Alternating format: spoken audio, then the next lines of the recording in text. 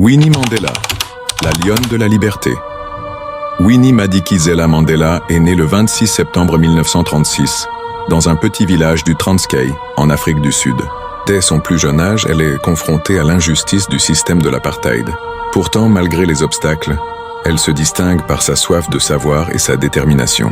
Elle devient la première travailleuse sociale noire diplômée de l'université de Johannesburg. Un exploit dans une société raciste et patriarcale. Mais Winnie ne se contente pas de réussir pour elle-même. Elle veut se battre pour la dignité et la liberté de tout un peuple. C'est en 1957, à l'âge de 21 ans, que son destin croise celui de Nelson Mandela, déjà engagé dans la lutte anti-apartheid. Leur amour est fort, passionné, mais aussi profondément politique. En 1958, ils se marient. Un an plus tard, Nelson est arrêté. Commence alors la longue marche de Winnie, seule. Avant de continuer, rappelez-vous que ces héros ont risqué leur vie pour qu'on entende leur voix. À nous maintenant de faire entendre leur histoire partout dans le monde. Abonnez-vous et partagez la vidéo pour ne rien oublier. Abonne-toi alors. Pendant que Mandela est emprisonné durant 27 ans, c'est Winnie qui devient le visage de la résistance dans les rues.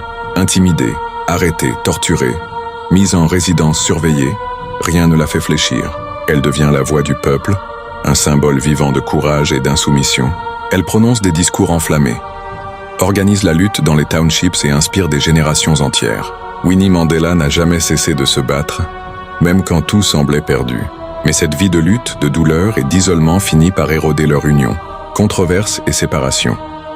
Dans les années 1980, Winnie est accusée de liens avec des groupes violents, notamment son entourage appelé le Mandela United Football Club, accusé de plusieurs actes de violence, dont l'enlèvement et le meurtre d'un jeune militant. Ces controverses ont terni son image et ont contribué à son éloignement de Nelson Mandela.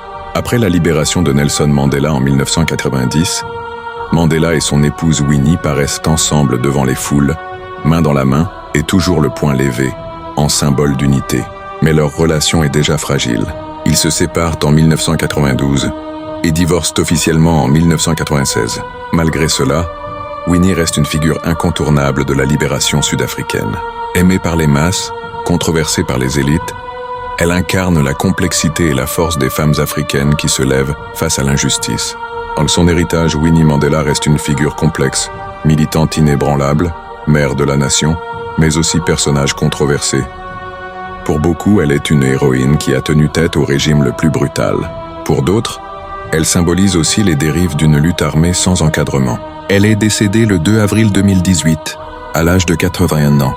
Son rôle dans l'histoire sud-africaine reste essentiel, complémentaire mais indépendant de celui de Nelson Mandela. Winnie Mandela, c'est la preuve que le courage peut habiter un cœur blessé. Que même quand on vous arrache l'amour de votre vie, la liberté reste un combat qui mérite tous les sacrifices. Merci pour votre attention. N'oubliez pas de liker et partager afin que d'autres personnes puissent connaître leur histoire.